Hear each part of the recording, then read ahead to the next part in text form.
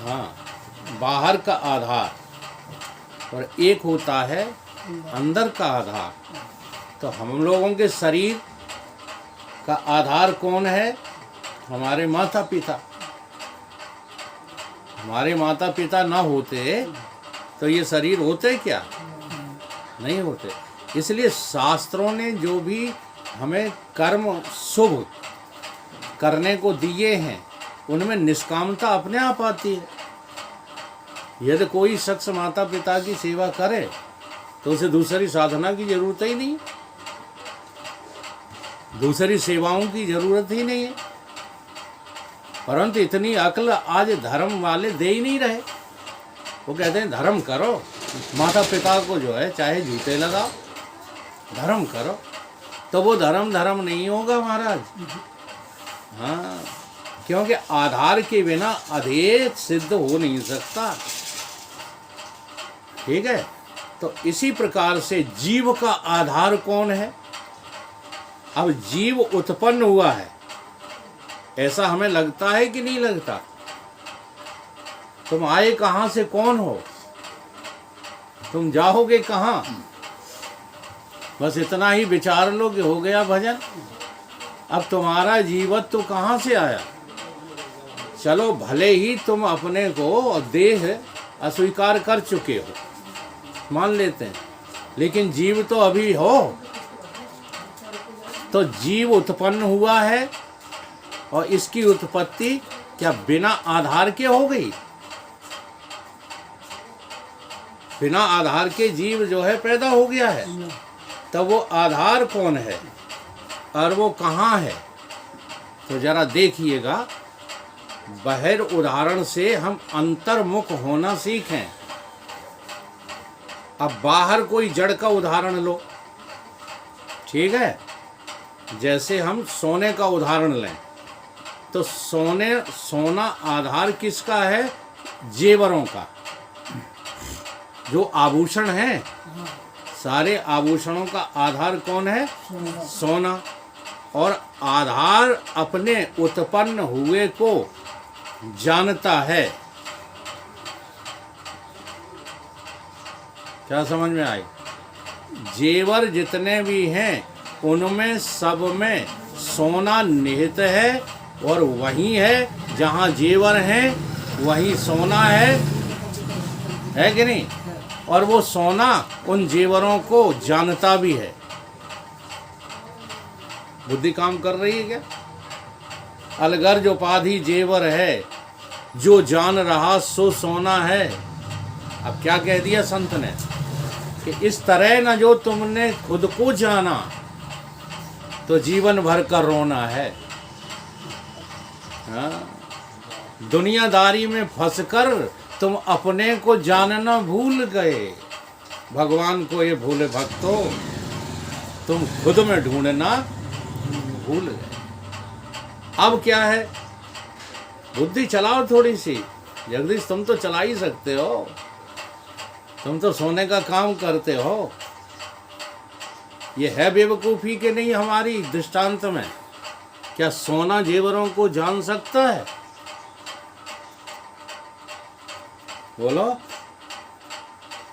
अरे यार, सब लोग सोना खरीदते हो, जेवर खरीदते हो, वो छोटी सी बात का जवाब नहीं दे पाओगे? क्या जेवर को सोना जान सकता है? हैं? फिर वेदांत ने दृष्टांत ये क्यों लिया? बस यही गलती हम लोग करते चले जा रहे हैं। हम वेदांती दृष्टांतों को तो रटते रहते हैं और उसकी असलियत को जानने की कोशिश नहीं करते। तो यहाँ एक सिद्धांत दिया वेदांत ने, अधिष्ठान जड़ वस्तु जहाँ है, अधिष्ठान जड़ वस्तु यानी सोना जड़ है कि चेतन? हाँ। अब यहाँ उदाहरण काय का लिया है? अधिष्ठान का। तो अधिष्ठान जड़ वस्तु जहाँ है, दृष्टा ताते भिन्न वहाँ है। सोना नहीं जान रहा कि जेवर और सोना दो नहीं है। कौन जान रहा है? तुम जान रहे हो। दृष्टा ताते भिन्न वहाँ है। दृष्टा अलग खड़ा है जो अलग खड़ा है दृष्टा वो बता रहा है। ठीक है, इसलिए बाहर के दृष्टांत हमें कभी ज्ञान नहीं करा सकते। तो कि क्या करें, कहीं इसी को अंतर्मुख होके देखो, तुम्हारे भीतर जानने वाला कौन है और जानने में जो आ रहा है जेवर कौन है, ये तुम अपने भीतर देखो। तो क्या होगा, जहाँ होए चेतन आधारा तहाँ न होवे दृष्टा न्यारा। तुम आधार हो किसके, अपने पैदा हुए जीव के। अच्छा, जीवत्व किसको कहते हैं, जीवत्व की क्या परिभाषा है? तुम्हारे ही अंतःकरण में, अंतःकरण माने मन बुद्धि चित्त अहंकार, तुम्हारे ही अंतःकरण में तुझ चेतन का जो भास पड़ रहा है, प्रतिबिंब छाया जो पड़ रही है, उस छाया के सहित अंतःकरण और तू चेतन, ये पूरा संघात मिलके जीव कहलाता है। ठीक है, तो हमारा अंतःकरण कैसा है, मलिन। अब जरा मलिन अंतःकरण को और शुद्ध अंतःकरण को समझ लो। जिस अंतःकरण में रजोगुण और तमोगुण की अधिकता होती है वो अंतःकरण मलिन होता है। और कैसे पता लगाया जाए कि अधिकता है? घर गृहस्थी में मन ज़्यादा लगे, पैसा कमाने में मन ज़्यादा लगे, जी हाँ, नेतागिरी करने में मन ज़्यादा लगे, क्रियाएं करने में मन ज़्यादा लगे, तो चाहे भले क्रियाएं वो योगिक हों, रामदेव बाबा जैसी। रामदेव बाबा हम लोगों ने बना दिए हैं, नहीं तो बिजनेसमैन हैं। बाबा का प्रचार हम लोगों ने किया है। क्यों किया है? क्योंकि वो योग की साधना को लेके आगे बढ़े। इसलिए हमने कहा कि अंग्रेजी औषधियों से ये योग ज़्यादा श्रेष्ठ है, तो नाम हो गया। लेकिन है तो बिजनेसमैन। देख लो क्रियाएं में लगे पड़े हैं कि नहीं। तो जहाँ क्रिया प्रधान है वहाँ रजोगुण है, जहाँ अंधता प्रधान है वहाँ तमोगुण है। अंधता क्या है? रुपया अंधता है। पैसा क्या है? अब देखो, पैसे में अंधापना ना होता तो आज सारी दुनिया अंधी हो गई होती क्या पैसे के पीछे? बता। यहाँ देखो कोई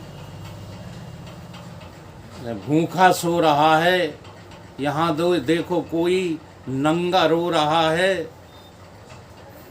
दिखने में आ रहा है कि नहीं? अब नंगा है जो भूखा है वो, और जिनके पास अपार धन है वो सब किसके पीछे दौड़ रहे हैं? बोलो, अंधे नहीं है? अंधे हैं कि आंखों वाले हैं? कहते रहते हैं रुपया और मिट्टी बराबर। रुपया मिट्टी बराबर है? हम किसी को जो है क्रिटिसाइज नहीं करते, केवल साधक को साधना करने का ढंग बताते हैं। जब तक तुम्हारे अंतःकरण में तुम्हें पैसा से, औरत से, बच्चों से, घर से, मकान से प्रियता है, तब तक भाई साहब आपका अंतःकरण तमोगुण प्रधान है। कैसा है? तमोगुण प्रधान है। मैं ये नहीं कह रहा हूँ कि अपने परिवार को मार डालो, मैं ये नहीं कह रहा हूँ कि तुम परिवार छोड़ करके भाग जाओ, मैं ये भी नहीं कह रहा हूँ कि तुम परिवार में कलेश पैदा कर दो, ये भी नहीं कह रहा हूँ। मैं तो ये कह रहा हूँ प्रियता तुम क्या हटा सकते हो? जहाँ तुम जो है राग करते हो वहाँ से अपने इस रागत्व को हटा सकते हो क्या? तो उसकी कई साधना क्या है? तो जबरदस्ती तो हटेगा नहीं। जबरदस्ती की साधना से कभी भी कोई मोही निर्मोही नहीं हुआ। जब भी हुआ है तब समझ से हुआ है। मोही निर्मोही काहे से हुआ है? समझ से। दे बता दूं समझ। बहुत ज़्यादा तुम प्रीत करते हो अपने लड़के से, ठीक है, और वही पुत्र जब आपको डंडे से पिटाई लगाने लगे तो बोलो कितना प्रेम करोगे? हैं? बोलो, प्रियता हट गई कि नहीं? तो देखो, एक तो भगवान के द्वारा, प्रकृति के द्वारा तुम्हारी प्रियता को हटाया जाए। हाँ, एक तो भगवान के द्वारा, वो इसीलिए कहते हैं, मैं बता रहा हूँ, वो इसीलिए कहते हैं क्योंकि ये प्रकृति ने कर दिया है तुम्हारे साथ, प्रारब्ध ने ऐसा खेल कर दिया है तुम्हारे साथ। अगर तुम इसी को अपने आप समझ के कर लो तो प्रियता बिल्कुल खत्म हो जाए। इसलिए समझ का नाम साधना है, क्रिया का नाम साधना नहीं है। समझ समझ के कुछ भी, माला फेरो तो समझ समझ के, उच्चारण करो प्रभु का नाम का तो समझ समझ करके, हवन करो, यज्ञ करो, सब कुछ समझ समझ करके करो। और गीता एक समझ देने वाला ग्रंथ है, इसलिए गीता का सहारा लो। तो आगे की बात हम करते हैं। जब तक तमोगुण और रजोगुण अंतःकरण में प्रधान है तब तक ये जीव कैसा है? मलिन अंतःकरण वाला है, गंदा अंतःकरण वाला जीव है। और यही जीव शुद्ध अंतःकरण वाला कब हो जाएगा? जब बाबा की तरह, हाँ, साधक की तरह हम जो है साधना करने में लग जाएं। जब हम परमात्मा को अपने हृदय में बिठाल करके और बस उसी की चाहत लगा लें तो जो भी तुम्हारे जो रजोगुण और तमोगुण हैं ये कटने लगते हैं। इसलिए निरंतर जाप करना चाहिए, निरंतर भजन कीर्तन करना चाहिए, निरंतर सत्संग करना चाहिए। इसमें निरंतरता क्यों बताइए? इसीलिए तो एक दिन आ गए सत्संग में, 8 दिन शकल नहीं दिखाएंगे, ये सत्संगी नहीं हो सकते भाई साहब। जी हाँ, बुरी लगे तो लग जाए, क्या कहोगे? बहुत काम है घर में। तो जहाँ काम है तहाँ राम है? ये दोनों एक साथ हो ही नहीं सकते। जहाँ काम तहाँ राम नहीं। अच्छा, जब जब हम काम का जिक्र करते हैं तो लोग कार्य को ले लेते हैं। कार्य में और काम में जमीन आसमान का फर्क है। जी हाँ, तुम भैंसों को सानी करो, तुम जो है बच्चों को पढ़ाओ, तुम पूरे घर का जो है बोझा उठा के अपने सिर पर रख लो, चाहे कुछ करते रहो, फिर शर्त एक लगा दो, हम इन कार्यों से कोई कामना नहीं रखते। फिर कर लो काम तो चुनौती दी, फिर ये बहानेबाजी चलेगी नहीं। हाँ, कि काम तो करना ही पड़ेगा। काम तुम्हें तब करना पड़ता है जब तुम कामनाओं के गुलाम हो।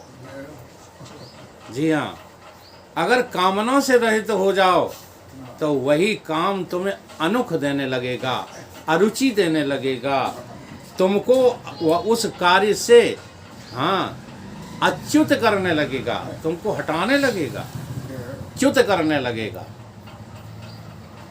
और भगवान से अच्युत कर देगा। ये है प्रक्रिया। लेकिन जब तक, और कहा भी गया, देखो, कंचन तजना सहज है, वैसे सहज नहीं है।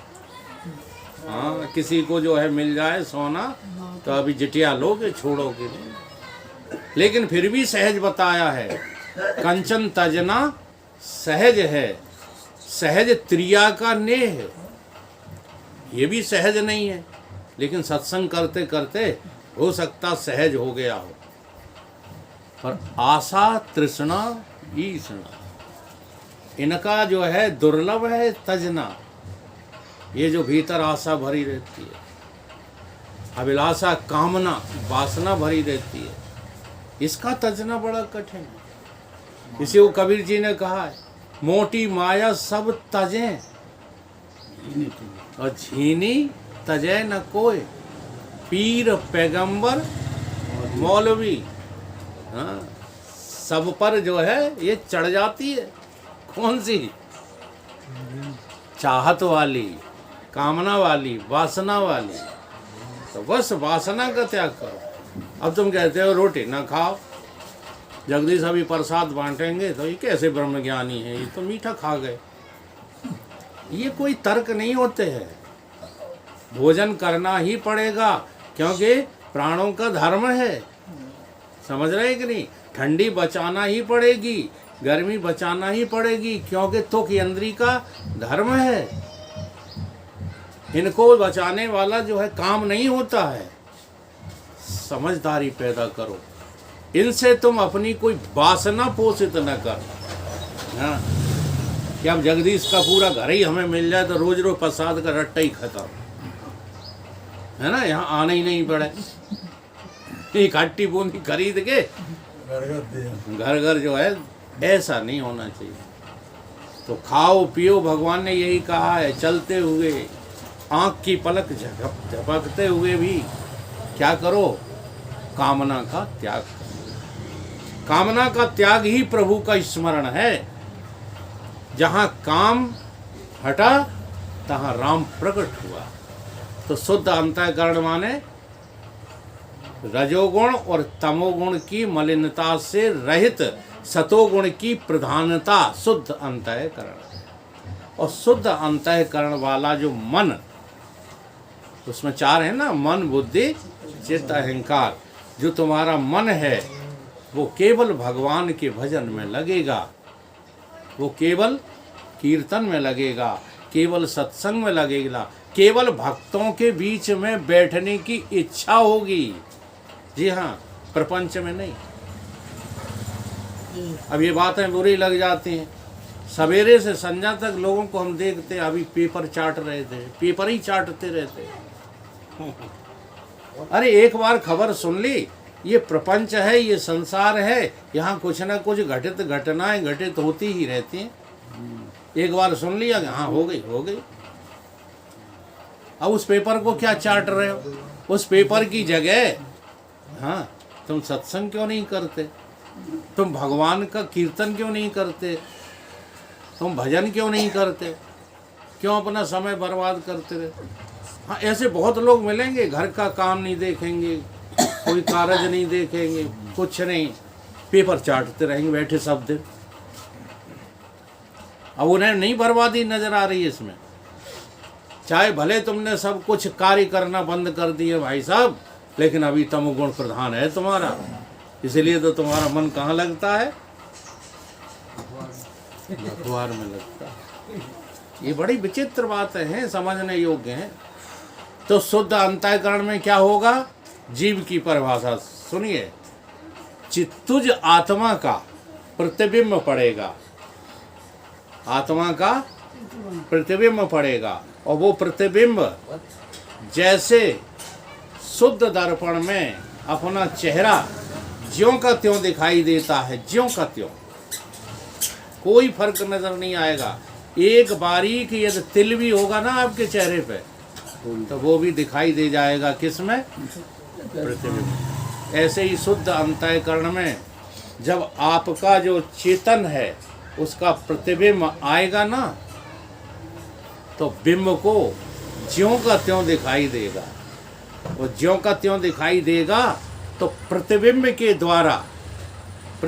द्वारा अपने बिंब की पहचान हो जाएगी कि वारे हम तो इतने सुंदर हैं, सत्यम शिवम सुंदरम, मेरे से ज़्यादा शुद्ध कौन है? और इसी का नाम है शुद्ध जीव। और ये शुद्ध जीव फिर जीव नहीं रहता। और नहीं तो आप जो है इस दर्पण को शुद्ध करके देख लो, ये अशुद्ध है दर्पण। अभी भी चेहरा जरूर दिखता है, लेकिन इसका नाम शुद्ध दर्पण नहीं है। जब ये शुद्ध दर्पण होगा ना, तो आपके अलावा, आपके चेहरे के अलावा उसमें दूसरी कोई चीज दिखेगी नहीं। जी हाँ, ज्यों का त्यों। तो ज्यों का त्यों दिख गया, वो कौन है? आत्मा है कि जीव है? जो ज्यों का त्यों दिख गया। तो अभी आप जिसको जीव कहते थे, उसी जीव को अब आपने क्या देख लिया? ब्रह्म देख लिया। तो सतगुरुद्वारे पे गजब हो गया, अहम ब्रह्म जान के जगत हो।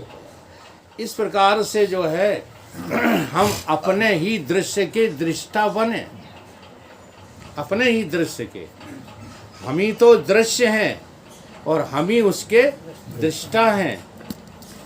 अंतर्मुख होकर के कोई दूसरा दृष्टा नहीं मिलेगा और कोई दूसरा दृश्य नहीं मिलेगा। उदाहरण क्या है? कई सपना, सपने में तुमने जो संसार बना के खड़ा किया है, वहां तुम्हारे अलावा कोई और है? देखो, सपने में तुमको कष्ट भी हो रहे हैं, सपने में तुम जन्म भी ले रहे हो, सपने में तुम जो है पल पुस रहे हो, बूढ़े हो रहे हो, और स्वप्न में तुम मर भी गए। अब जरा देखिएगा, ये सब काम सपने में तुमने देखे, वो कोई और था कि तुम ही थे? सपने में कोई और था? अब जरा देखिए भिन्नता क्या है। उस सपने में तुमने किसी और को नहीं देखा, अपने ही परिवर्तित स्वरूप में रूप और नाम देखे, और जागृत अवस्था में आके ये सिद्ध कर दिया कि वहाँ हमारे अलावा कोई था ही नहीं, कि कोई था, कोई नहीं था। लेकिन यहाँ पर क्या हुआ?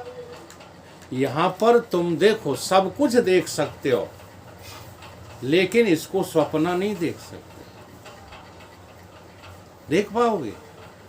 अगर तुम कहते हो कि हम सपना देखने लगे हैं, तो अभी आपकी मृत्यु हो और आप मर जाओ, फिर आप अपने को मरा देख लोगे?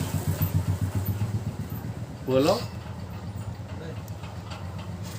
बहुत इंपॉर्टेंट बात बता रहा हूं। आप सब कुछ देख सकते हो, यहाँ रिश्ते नाते, लड़ना भिड़ना, दुकान मकान सब देख सकते हो, लेकिन मर जाओ यदि, तो यहाँ पर तुम अपना मरना देख सकते हो? बोलो। कहोगे मर ही गए, अब को देखे, क्या देखे? मरने वाले ने कभी अपने को मरा यहाँ देखा? बोलो। और सपने में? अंधो, सपने में तुम मर गए थे। तुम मरे हो या ना मरे हो, हम तो कई बार मर चुके हैं सपने में। सपने में डेड बॉडी हमारी रखी है, घर वाले चिल्ला रहे हैं, रो रहे हैं, और हम भी जो है वहाँ देख रहे हैं और सोच रहे हैं कि ये काहे रो रहे हैं। हम तो मर करके भी कहाँ मरे? ये स्वप्न की बात बता रहा हूँ। तो सपने में दूसरा चौपाई दी है गोस्वामी जी ने, जो सपने सिर काटे कोई, बिन जागे दुख दूर ना। तो एक बार तुम पहले मर जाओ। कहाँ? ये बड़े सपने में। ये इसी को महान संतों ने ये कह दिया है, जीते जी बचाने के लिए सब वैद हैं, जीते जी बचाने के लिए सब वैद हैं, तो हर समय मर मर के जीना कोई हमसे सीख ले, हर समय खुशहाल रहना कोई हमसे सीख ले, सब में रह के अलग रहना कोई हमसे। तो एक बार तुम मरो तो मरा मरा सबको कहे, पर मरा न जाने कोई।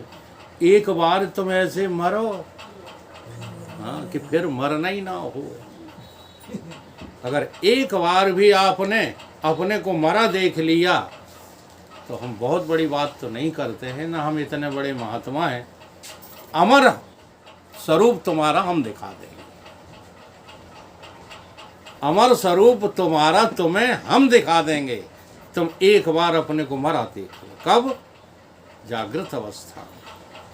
जागृत अवस्था में ये अहंकार मरने नहीं देता। जी हाँ, खूब सत्संगी हो, खूब अच्छे भगत हो, सब कुछ है, जरा किसी को इस देह का अपमान तो करने दो, तुरंत जिंदा निकलोगे, मरे।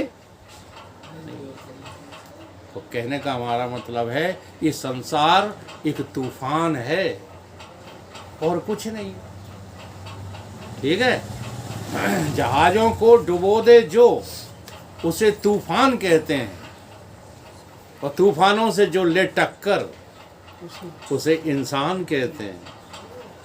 न तूफान से जरर पहुंचा, न धारे हमको ले डूबे, सहारा था हमारों का, हमारे हमको ले डूबे।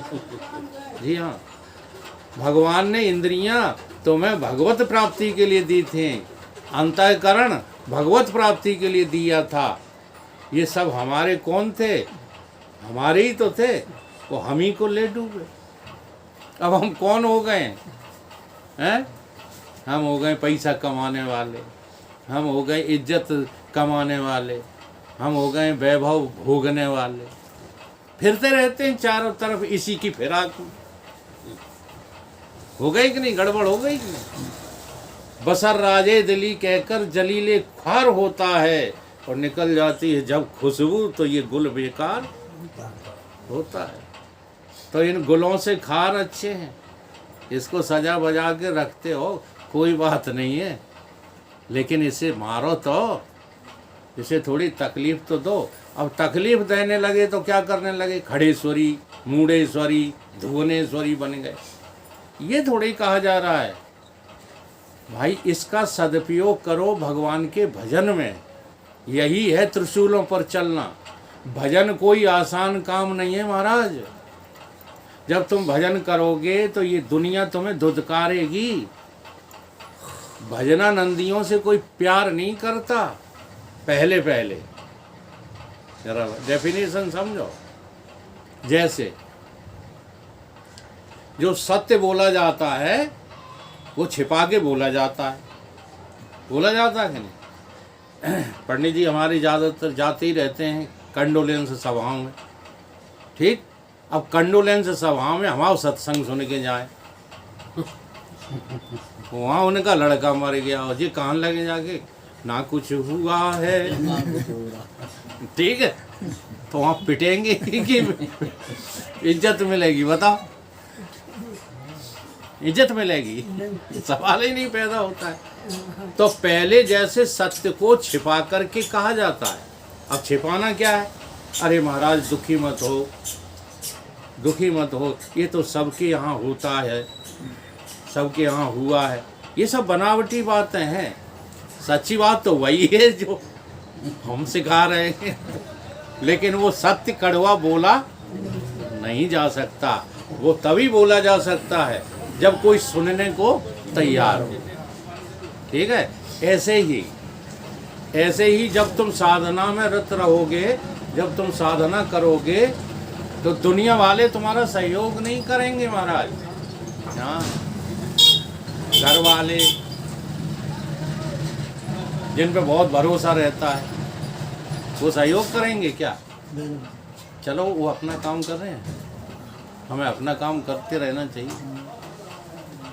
ठीक है, तो गुलों से खार बेहतर हैं, गुलों से खार बेहतर हैं जो दामन थाम लेते हैं, और इन दोस्तों से दुश्मन अच्छे हैं जो जलकर भी नाम लेते हैं। ठीक है, तो भगत को जो है दुश्मनी करना चाहिए। किससे? संसार से। ऐसी दुश्मनी नहीं जो जगत वाले करते हैं, वैसी दुश्मनी। कैसी? कि हमें जो है संसार से प्रियता छोड़ देनी चाहिए। तब क्या होगा कि वक्त पड़ने पे सब यार बदल जाते हैं। वक्त पड़ने पे सब यार बदल जाते हैं। और यार क्या चीज़ है? घर बार बदल जाते हैं। बदल जाने दो। तुम में इतना धीर होना चाहिए, इतना धैर्य होना चाहिए कि अब हमारा सर्वशक्तिशाली भगवान मेरे साथ है। हाँ, तो ये बदल जाए तो बदल जाने।